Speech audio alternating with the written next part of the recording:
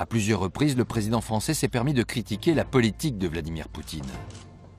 Le président russe n'a jamais réagi à ces attaques, mais lors d'un tête-à-tête, Nicolas Sarkozy va lui en donner l'occasion.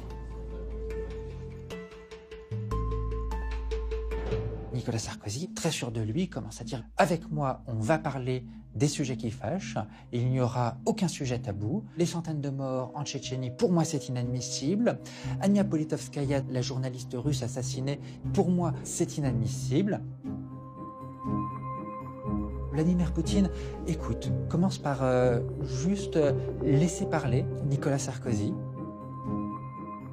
Il l'observe et il laisse un temps de silence. Un temps de silence qui d'ailleurs installe une certaine gêne.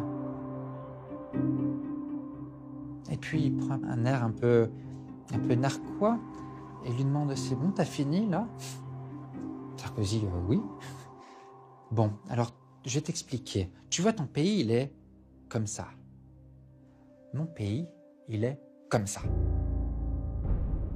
Alors maintenant, de deux choses l'une. Ou bien tu continues sur ce ton et je t'écrase, ou alors tu arrêtes de parler comme ça et tu verras, tu viens juste de devenir président de la France, mais je peux faire de toi le roi d'Europe.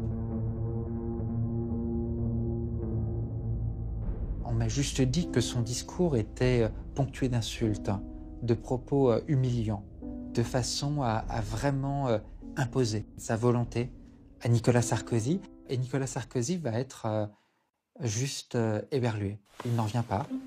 Et Nicolas Sarkozy va avoir du mal à s'en remettre. Il est encore sous le choc de cette conversation lorsqu'il se présente à sa conférence de presse. Mesdames et messieurs, qu'est-ce que vous préférez, que je réponde aux questions? Alors, y a-t-il des questions?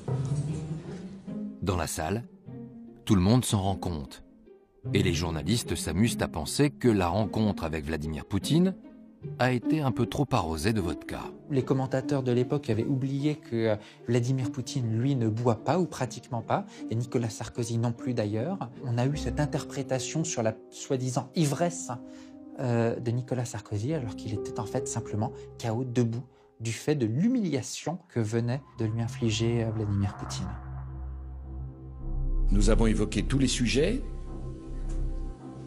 la Tchétchénie, la journaliste,